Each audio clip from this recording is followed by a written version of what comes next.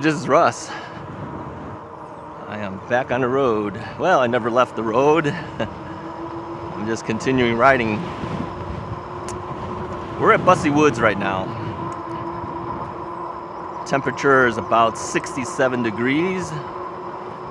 I'm in shorts. I have a short sleeve shirt on, a yellow safety vest, helmet, gloves.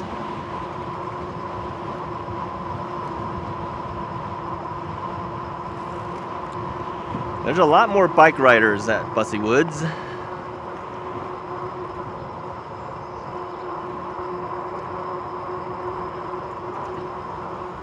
But being that it's a weekday, it's the only time I'll go to Busse Woods. It's a little crowded on the weekends out here. It's a weekday, so it's less people, but people nonetheless. Now, the last time I was out here, several weeks ago, we didn't have all this greenery. It's starting to look better now. Yeah, grass is turning green. Even the trees are getting leaves now. We had some really warm temperature last week. We were in the 90s. I think that's made a big difference to all the growth. Yeah, nice. Everything's back to green. It's the way it should be.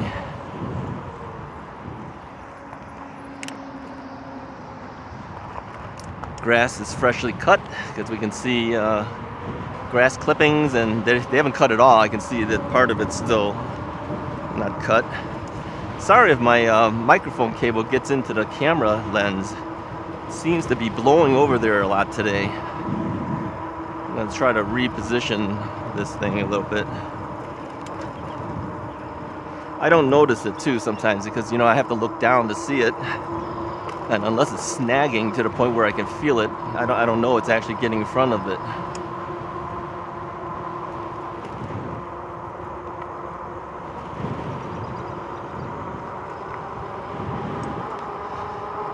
I'm going to answer some additional questions again. We did that on the way coming here. I'm going to talk a little bit more. Somebody mentioned maybe raising my saddle height or something so my knees aren't up so high, and I could probably raise it another 1.5 inches or so, something like that. I know specifically I lowered it down about a year ago just so that it was a little bit easier for me to hop off the saddle when I'm stopped. I guess I could raise it another 1 or 2 inches. But because they were mentioning, your knees are so high up when you're pedaling. Well, I think that's the camera, to tell you the truth. I have fairly decent extension when I'm pedaling, but sometimes the camera angles down. Like if I do this, you see how I angle down, like if I move forward, and then you'll see the knee. And so you'll see the knees going up and down. Sometimes I'm sitting more upright, you don't see the knees. So it's not really that my knees are too high up and I'm not getting good extension. It's because the camera angle kind of looks that way. Okay, just to let you know, I am conscious of getting decent extension during a ride. Now, others have said, Russ, you got to invest in a dropper seat post, so that when you stop at a stop sign, your seat will drop, and then you'll be standing on the ground. You don't have to hop off the bike; you just be still seated. And then when you start up again, you can raise it again. Well, that's nice. I'm used to not having one, so I don't have one. I'm okay with it, really. I appreciate your concern, though, and I've heard that from several people before. Another thing people have said too, while we're on the topic of seat posts, is you got to get yourself a suspension seat post. Okay, here's the problem with the suspension seat post. I'm a heavy guy. There's not a whole lot that can hold my weight. There's some, but not all. And the ones that can hold your weight will cost a lot of money. Now there are some cheaper ones. I know. But if you want a quality one, it's going to cost you. And all my life, I've never had a suspension seat post.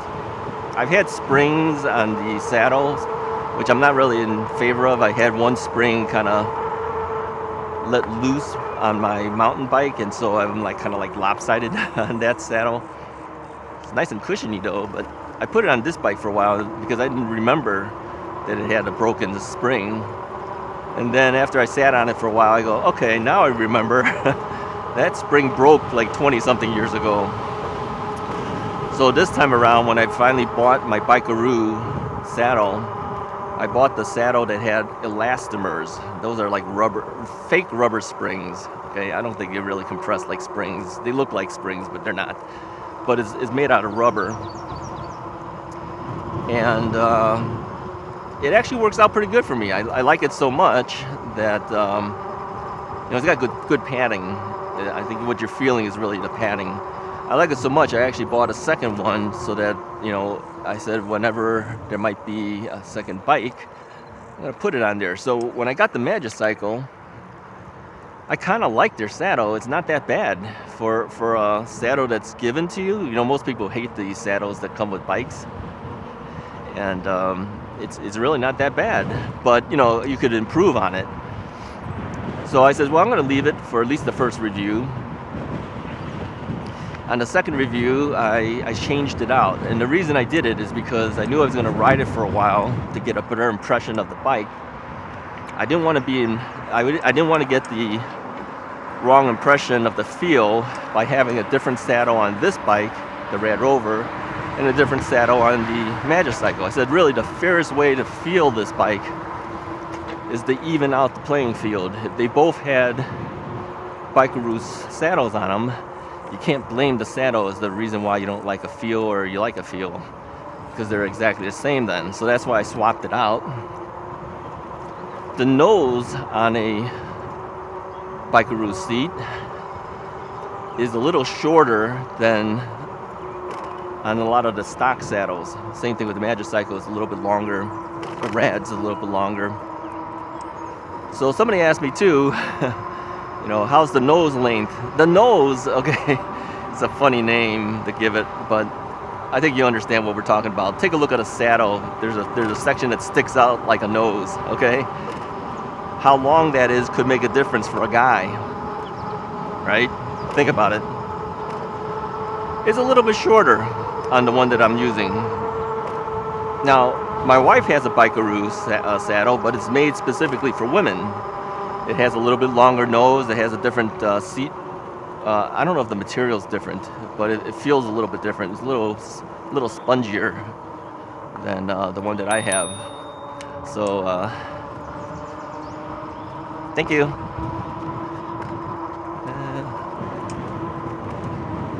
People are out fishing. Oh, this guy caught a fish.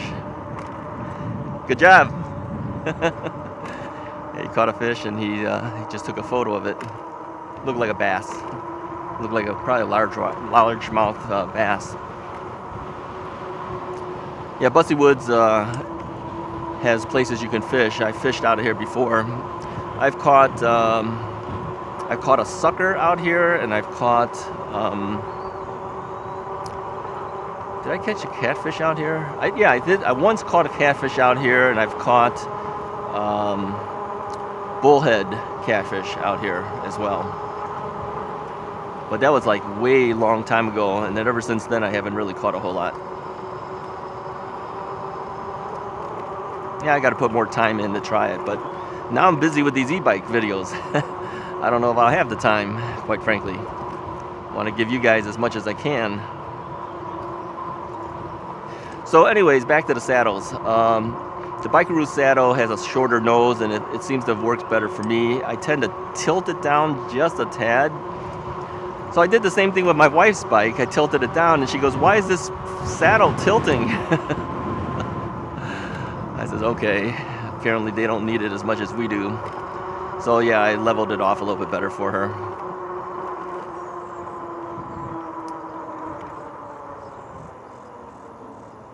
So yeah, we're both riding different Bikeroo saddles. She has it on her Rad Mini Step Through 2. Morning.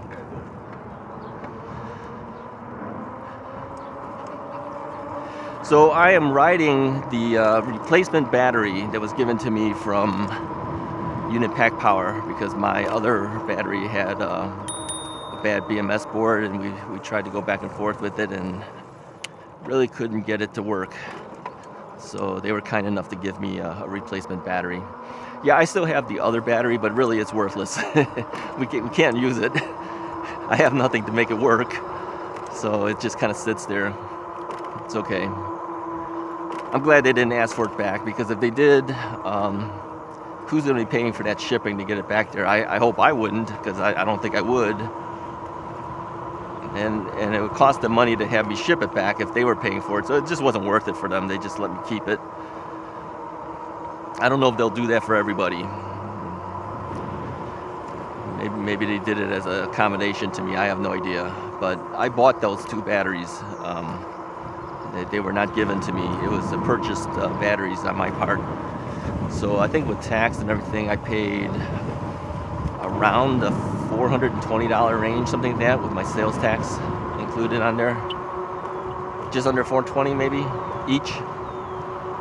So I have like, $800 worth of, if you don't include the tax, around close to $800 worth of batteries that I bought from them. So yeah, for them to give it to me, that was good. I don't have to worry so much about it. But I'm still breaking in the battery. I mean, I want to make sure that the battery is capable, because if I start doing the North Branch Trail, which goes into Morton Grove and other areas of this the suburbs of Chicago, I want to make sure both batteries work, because I need them both in order to get there and to get back. If one of them were to fail, I'd be stranded somewhere. Be partially back, but not all the way back home. So I'm working it up, making sure it's running properly. So the key to using these batteries, now others have mentioned, why don't I run them in parallel? Meaning run both batteries at the exact same time. Well, to do that, you have to have voltages that are similar. Potential needs to be similar to be safe. And then you'll need to charge it properly the same way and everything, and then hook it up with proper connections to do it right and all that. It's just too much of a headache, in my opinion. They say, well, you'll get more range and more power and all that. Well, it's okay. I don't need it. I don't go quite that far. I mean, when I do the ride on the North Branch Trail to Botanic Gardens, round trip for me is around 64 miles, something like that. And between the two batteries, I have plenty to do it. So it's not like I'm desperate for additional range. I've got plenty. These batteries, last I tested, and I don't know about this new battery, but the other battery, I got as high as, I think like 46 miles or something like that. 43 miles out of it, something like that. And I was running with throttle and pedal assist level 3. A lot of it. Throttle and pedal assist level 3. So if you think about it, I've got plenty of range to do it between two batteries. So I don't do the parallel connection, and I think Unit Pack Power also does not recommend it. And they've had reports of fire with this battery. So I'm gonna turn around here, because further up just really goes to street level. So I'm just gonna turn around, just hop off and turn, since there's people in front of us. Okay. Now somebody else mentioned too, if you hold your rear brake, you can stand up and then turn your bike. That's a thought, but this is a heavy bike, I will tell you. I got so much stuff on it. Lifting it up to do it might be a little hard for me, even with holding the brake. So that's why I kind of hobble a little bit as I turn. I'm gonna take a quick swig of water. I'm kind of drying out a little bit here. I've been talking quite a bit.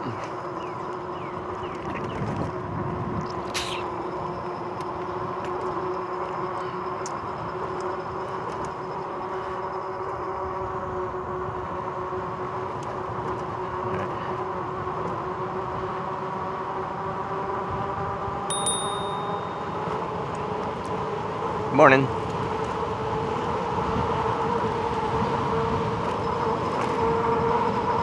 So what I do is when one battery exhausts, I unplug it and I plug in the other battery. It takes me all of 45 seconds or so to do it. It's pretty fast. I don't mind getting off the bike to do that. So I guess if you were looking for performance, yeah, the parallel run might be something you may want to consider doing, but I'm more about enjoying the ride, being out there, and although I like going fast, I don't have to be the fastest guy either. I'm okay with it.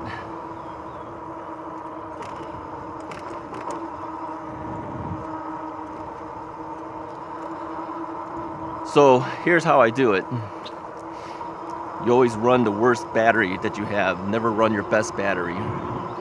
At this point, the new battery is probably the best battery, but it's the unproven battery. So I'm running the unproven battery first.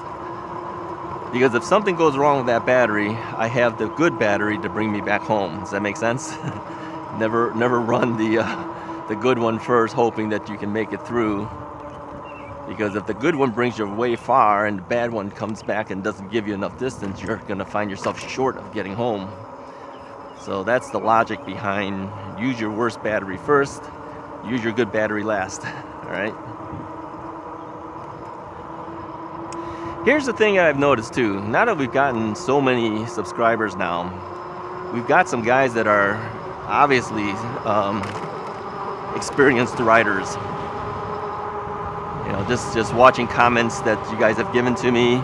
Yeah, I appreciate it. I'm glad you guys who have the experience are joining me on the ride. You might have more knowledge than me. More than likely you do. I'm getting more knowledge too. Yeah, I think it comes from experience as you ride, and the more I tinker with the bike, I'm pretty good at it. My sister just recently bought a bike. She bought a rad power bike. She bought the Expand 5. Okay. She's out in California, and so she's awaiting her bike. I know she's excited about it. We talk a lot about it, but I try to tell her that you got to learn some basic things about the e-bike, because you're going to have to do some basic repairs, no matter what. You're going to have to learn some basic things.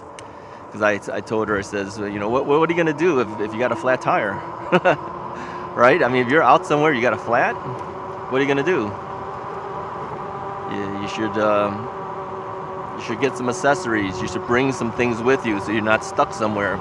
Okay, she could call her husband and say, okay, come pick me up. She bought the Expand 5 is a foldable bike. She could always fold it up and put it somewhere. But okay, like for instance, for me, I can't call my wife and say, come pick me up. I'm in the middle of the forest preserve.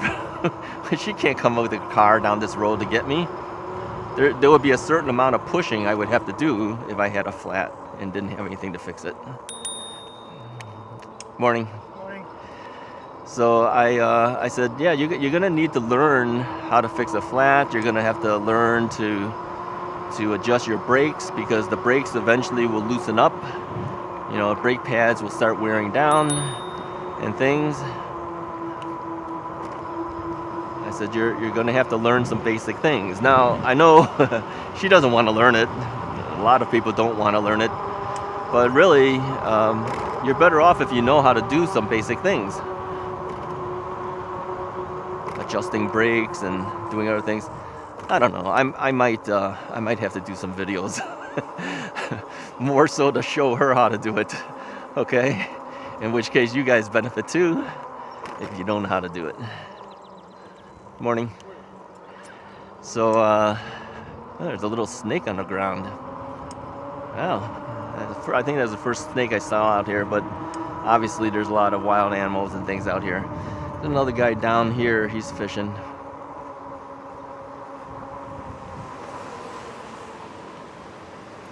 Let's stop a little bit and watch him fish. Yeah, so let me angle here. I don't know if you guys can see. I know the camera doesn't show enough information because it's kind of a wide angle lens. And so, but anyways, there's a guy down there fishing. So yeah, I may have to do some instructional videos for her benefit and maybe others. All right, we're gonna slow down here because we got oncoming traffic, so I cannot pass safely.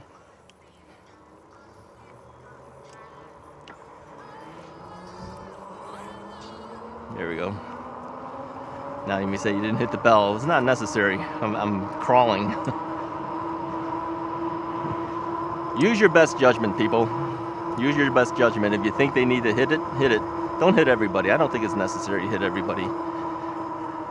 If they're not in your way and they don't look like they're going to be in your way, they've never looked like they're going to be in your way, forget it. These stop signs, I'm stopping only because I know if I don't, I'll hear it from some other people. But there's nobody here. There's no cars. Okay, here. Let's look to the left. See any cars going on over there? Same thing is like that on the right side. So when you blow off those stop signs, it's not affecting anybody. Will you get a ticket? No. No cops are out here. They never come out here. You get forest preserve guys out here at best. That was an e-bike. It looks like a small floating e-bike. Oh, I do notice more e-bikes out here at Busse Woods than any other places I go. Yep, I'm not the only one anymore. Yeah, there's more people with e-bikes.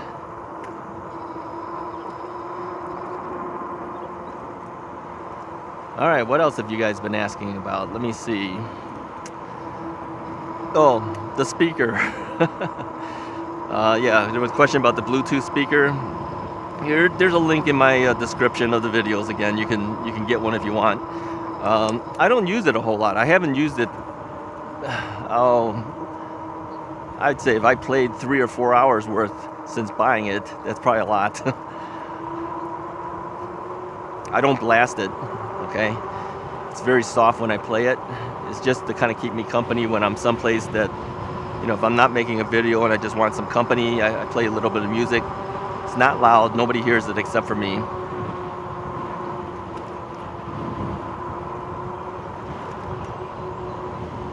All right. Same thing here. We're gonna have to stop here.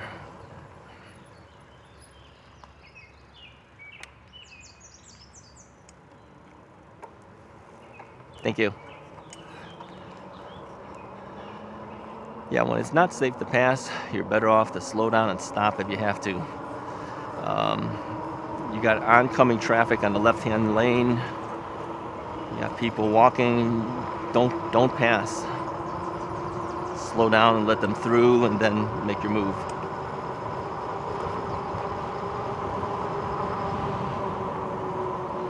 Oh, somebody asked me about the thing down here.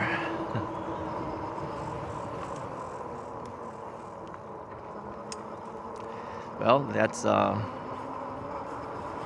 pepper spray. So they asked, why do you need pepper spray? Well, what do you think? It's for protection. Sometimes you might run into an animal. Sometimes you might run into people who need to be pepper sprayed. We do have the legal right to carry pepper spray in this state. And so I carry it for my safety. Some people said, really? Yeah, I'm in Chicago. Okay. Now, if you haven't heard how violence happens in Chicago, then you've been not watching the news. And it's never really happened out here, but you never can tell. You also know, too, that I worked in law enforcement in the past. I have a different mentality maybe than some people. I was never a police officer, but I worked a lot of the crime scenes, collecting evidence. I've seen things. I've worked a lot of cases. When I was at the DA's office in San Diego County, I was with San Diego Police Department, Chula Vista Police Department. I was an evidence technician's positions to work out there, so I've seen things. Things that most people don't want to see. I've worked homicides, I've worked rapes, I've worked burglary scenes, robbery scenes, suspicious death scenes. I've worked a lot of things. I've photographed autopsies. I've been to a lot of things. So that's a small e-bike that just passed us. Oh, this area here too. This is called Elk Grove Village that we're in. There are elk out here. Let me see if I can find some here for you. I know that the GoPro would have a hard time recording this out here if they're out there, because like I said, it's a wide angle lens and it doesn't show things really close. It's kind of show everything. It's not close. Most people go a little slower while they're out here because they want to see if they can see any of the elk. Sometimes they're really close, but so far I don't see them. It might be in another area. I have some other videos. If you go to the Russ is Right channel and you search, just type in elk under the search function when you're in the channel, you'll probably find them. Search deer too. You'll see some videos that I've encountered deer. But the elk are cool because they got really huge antlers and things. No, I don't think any of them are out here. They must be on the other side. It's too bad. We'll see them eventually this year. I should bring another camera along with me so that whenever I come down here, I can use that to take photos at least of the elk, or some video of the elk. Yeah, they must be on the other side right now. No, too bad. Can't see it. So yeah, this is an interesting area because you get a bike path, you get elk. They told me that there was a lot more elk in the past than there are now. I don't know what happened to all the elk, if they all died off or if they moved them to zoos or whatever, but there's still a number of elk out here. It's just for your viewing pleasure, but nothing. I think they're kind of bored, quite frankly. I kind of feel sorry for them. I mean, they got a lot of roaming area, but still, it's not like being out in the wild.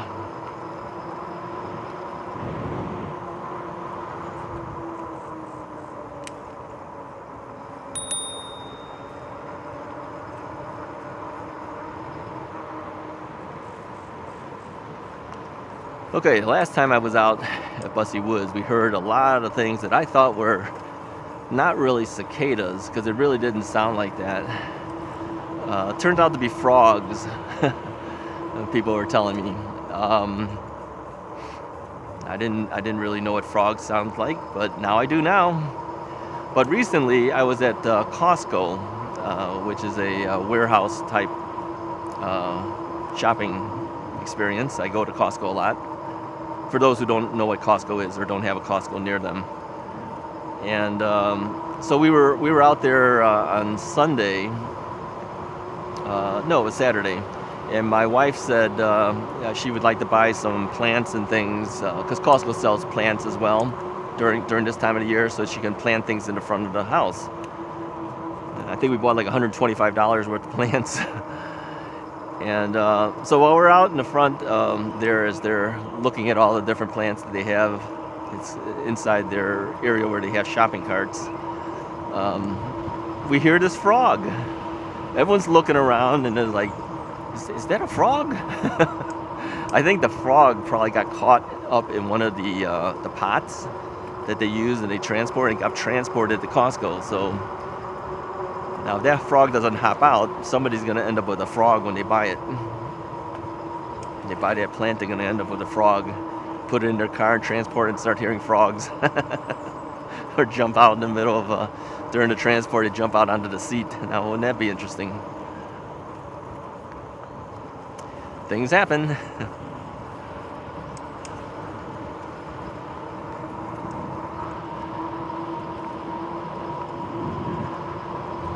Yeah, it's good weather for riding. I've been riding for about 17 miles now, between the other video and this video. And I haven't even gone through Busse Woods even once yet. This is a long path. I believe it's about 11 miles. If you go around the path once, you hit 11 miles.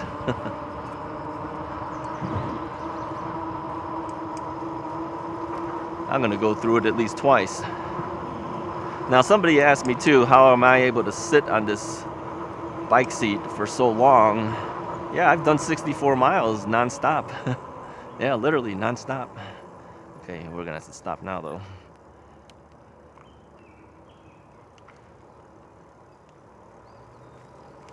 On your left. Yeah, see, that's the thing when there's people, heavy traffic, you've got to be a little more careful. I personally like riding on my own and not running into people.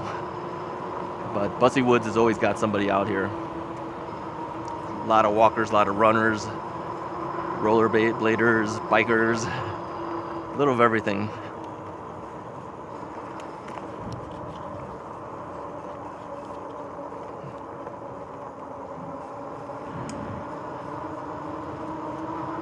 So how do you guys like this ride so far?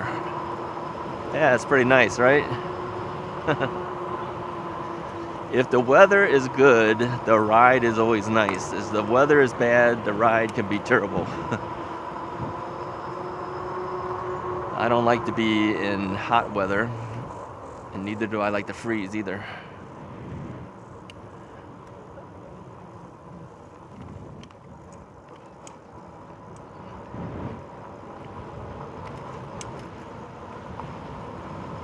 But we'll take you through one rotation of Busse Woods at least. You know, there's some other interesting biking channels on YouTube. If you haven't explored through YouTube, go ahead and do that and see what's out there. I've been watching some guys that do mountain biking. Now, there's no way I would do that. I'm too old to do something like that. Okay, there's some people who do that, but for me, I'm too old. I can't do it is what I'm saying. I'm not saying you can't do it, but I can't do it. I don't intend to do it, but it doesn't mean that I don't enjoy watching the other guys do it. All right. So I was watching some mountain biking channels. There's a couple people that I watch. Kyle and April. Look up a channel called Kyle and April, K-Y-L-E, Kyle and April. Kyle is a pro mountain biker. April, I believe, was a motocross biker. And so she's learning how to do mountain biking through her boyfriend, Kyle, okay? And Kyle, he went through, he got a COVID vaccine. And he had real negative things happen to him after he got his first initial shot. And we've heard this before, that some of the younger people who have had the COVID shot had really adverse effects from it.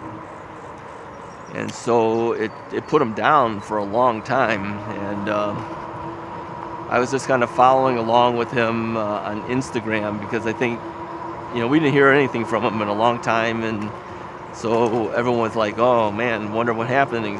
And he finally got out of it and said that he's getting ready to come back. So now he's back on YouTube again.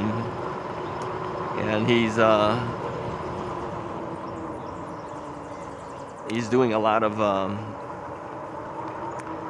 his bike videos again. And he does some really really dangerous things sometimes, but his tricks that he does on them, he's good at it. He's really good at it. And so I like watching them. And then when he teaches April how to do it, April's pretty capable, let me tell you. She is pretty capable, but again, she doesn't know all the tricks that he does. So she's learning the tricks, and sometimes I have fear for her. Like, okay, be careful. So watch Kyle and April if you have an interest in that type of thing, and then watch some of their older videos. If you want to see how some of the tricks are done on mountain biking, he does good tutorial. He's a good instructor. He'd be a very patient instructor. He's very encouraging to her. So yeah, watch them. There's other other mountain bike channels too, but I like his because he's a very personable guy. He's a very nice guy. April's very nice too. So yeah, give their channel a look and a like and a subscribe if you're into that. What other channels do I watch? Well, I do watch all the e-biking channels. It's kind of like my job to watch them now, right? That's really all I do now is my YouTubing. And so yeah, I watch guys like who do I watch? I watch Citizen Cycle. I think a lot of us watch his things. And he modifies his bikes. He's got the new Citizen 3.0 out. You want to see that thing? That thing's crazy. That thing goes, I don't know, was it going like 34 miles an hour? I think he was up to, something like that. The thing has so much torque, he goes up the hills with no problem. It's got two motors. It's got a motor in the front and a motor in the back. Battery for the front, battery for the back. It's a separate system. He has to throttle both sides, the left and right throttle, in order to get both motors running. But is it street legal? No, I don't think so. But I don't think there's anything that's going to stop people from letting him do that. I don't think companies can sell a bike like that, of course. So if you wanted something like that, you have to make it yourself. And there's plenty of people who do it. That's not me, okay? That's not me. I enjoy watching others, what they've done, but that's not something I would do. Not something I would advocate doing. For a young guy like him, yeah, sure, that's fine. That's okay. For an older guy like me, nah, I don't think so. But I do enjoy watching it. And he does good reviews of bikes, so I enjoy his bike reviews as well too. So Citizen Cycle, and I watch all the other guys too. I don't remember all the e-bike names, but you know them all. Just look under e-bike, you'll find all these channels. All right, I think we've gone through once through now. So that was an 11-mile ride around Busse Woods. Yeah, it's a good place to go if you want a nice long ride. Go up and down. Yeah, going up here, I know that it's a difficult incline to go up for a lot of people. The Magicycle would be easy to go up this thing, but I haven't taken the Magicycle out here because battery range is still limited with only one battery. If I had a second battery, I would take it to Busse Woods. I probably would not be able to take it to the North Branch Trail to do that 64-mile ride with just two batteries. I'm a heavier rider, so I can't get the same amount of distance that other people can get and still ride the way I want to ride. Now, if I wanted to ride it on pedal assist level 1, yeah, I'd make it. But I'd be suffering so bad, so I don't want to do that. So we'll be taking this Rad Rover, even though it's the less powerful bike.